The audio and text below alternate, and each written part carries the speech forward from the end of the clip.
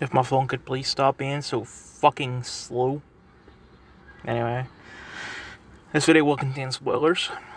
Surface, universally negative rating, Apple TV Plus, original series, watch on Apple TV Plus.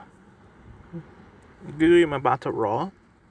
And that's probably the only person I recognize in this.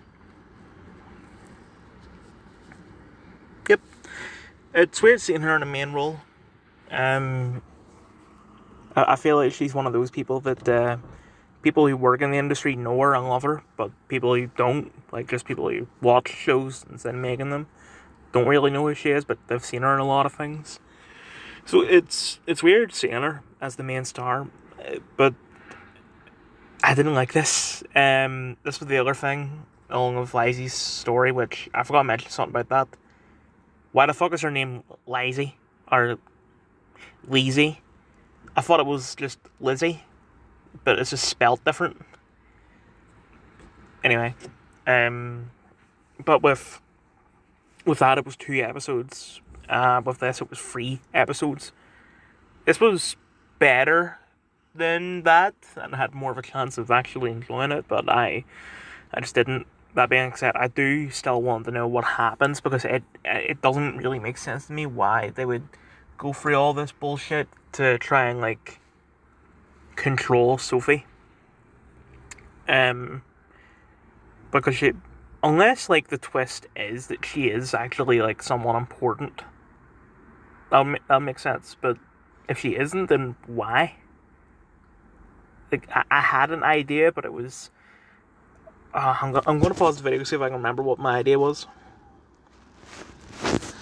Yeah, like, other than the she is someone theory, the only other thing I can think of is that, like, her husband just wants absolute control over her or something.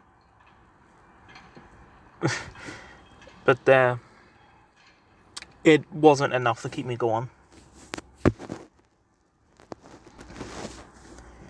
Middle and end review, Ratchet & Clank Size Matters. The game is really good, although towards the end, in like the last half, I'm talking everything after the dreamlike level, it's too hard. I know but the timing of that's a bit weird, since I was going from Yakuza, which was too easy, to this, which of all things was too hard. Like, it, it was standard up until the dreamlike level, and then after that, it was basically just trying not to get hit. If you get hit, use the rewind option, because I'm playing this on PS4.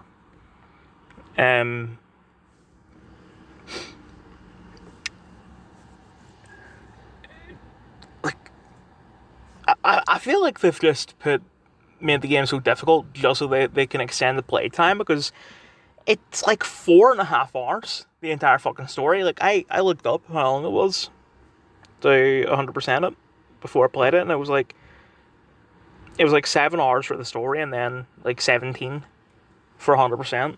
And then I saw a video that was it was one video that went through the entire game 100%, 7 hours.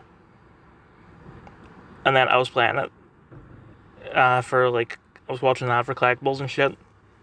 And then they had, like, the chapters thing available on YouTube. And I saw at the very bottom, it was just a bunch of challenge shit. I was like, I'm not playing that. And I realized it was like 4.5 hours. It's like, Jesus Christ.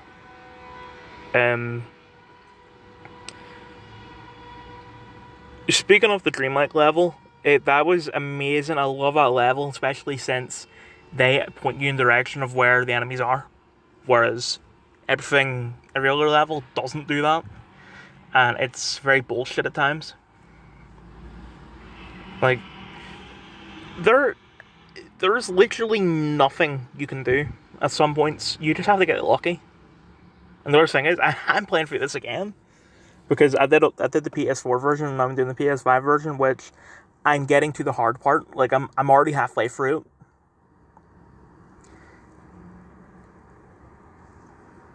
I think that's all there is to say. Yeah, I'm just gonna move on. Longlegs. I needed to make sure that I didn't say like wrong rigs or wong wegs. Anyway, Universal Closet ratings. Directed by Osgood Perkins. Watch it in the cinema. Nicolas Cage. I didn't know that was Karen Shipka. God damn. By the way, Micah Monroe and Alicia Witt, they sound familiar, but I'm not sure where from. Like, I've looked up what they're in, and there's some things I've seen, but it's not like... It's not like I looked at it and I was like, oh, that's her. Like, she was in, say, maybe a couple of episodes of, like, say, Hawaii Five-0. But I was thinking, like, she's a main role in something that I've seen recently. But maybe I'm just thinking of Longlegs itself. I heard about this, say, a month ago. Because I've seen a thing on Instagram where it was like, you know, this is one of the best horror films ever made. And also one of Nicolas Cage's best performances, blah, blah, blah. And I gotta say, that is such a lie. I don't have a problem with Nicolas Cage's performance in this. It's just Nicolas Cage being Nicolas Cage, which there's nothing wrong with that. I welcome it. But it's also not special. And then the film itself, it has a couple of jump scares, and they are quite stupid. Like there'll be a bit where Lee, the main character, will like she'll see something or hear something or just sense something, and it will trigger like memories and shit, and then they'll show like a video of like a snake, and just the way that it's edited makes it a jump scare, and it's stupid. Especially since that snake doesn't appear in anything other than that, so it's just a bunch of... I feel like he just sort of threw some shit at the wall and saw what stuck, and I had a feeling this was his directorial debut, and his writing debut it isn't. And speaking of the cinematography is very good. I don't know why I'm pausing like this, it's the only thing I have to say about it. Although, I don't remember what I was going... Lee... I'm saying Lee herself, I like her character. I don't want to be that kind of guy. I'd be like, yay, autism representation, blah blah blah. But she does seem she seems a bit autistic, and I like it. Not because of representation things, but it's just it feels like a nice addition to your character. I don't know if Micah Monroe is autistic or not. And also just the fact that she's so tense. Especially that first bit where her partner gets shot, because that's quite realistic, and it made me realise that like horror films show a more realistic depiction of people like the FBI than stuff like Criminal Minds does, because I was watching Criminal Minds just before that.